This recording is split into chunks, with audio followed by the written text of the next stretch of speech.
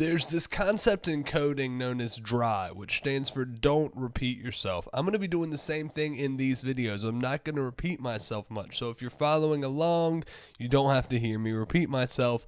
But if you're new and you don't know what I'm talking about, just go back in videos. I'll do my best to title things well and make a good list so if you're missing something, you can find it. We ended the last video talking about we got a text editor, but what is the best way to upload files directly from our computer to our server? One way to do it is to go through cPanel. Here's just a tidbit of information. If you type in your domain name and then type cPanel after that, it'll pull you to GoDaddy's cPanel, which is the, as we said before, the graphic interface for your server. Type in your username and password. Once you're signed into cPanel, one way we could go about uploading our local files to the server is by clicking on the file we're familiar with, File Manager, and once again the document root is fine. You can see here at the top there's a button that says Upload.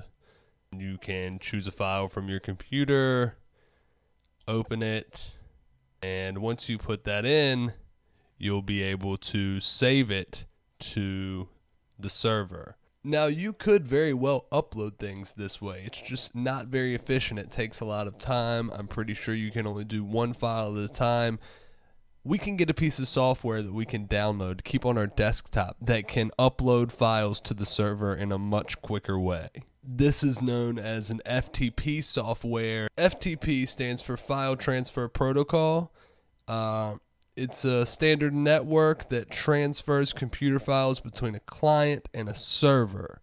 If we Google FTP softwares, you'll find a lot of them. For the sake of this video, I'll be using FileZilla because it works with Windows and Mac. It says pick the client if we want to transfer files, get the server if we want to make files available for others. For now, we'll just get the client. Download FileZilla client, open it up, allow this app to make changes to my device. I agree. No, don't protect me. Now, I already have FileZilla installed on my system, but just keep going through the steps. It's going to walk you through.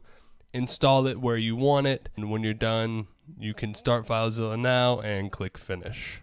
With this piece of software, we'll be able to upload files directly from our computer to the server, and we won't have to mess with cPanel to get our files on the server.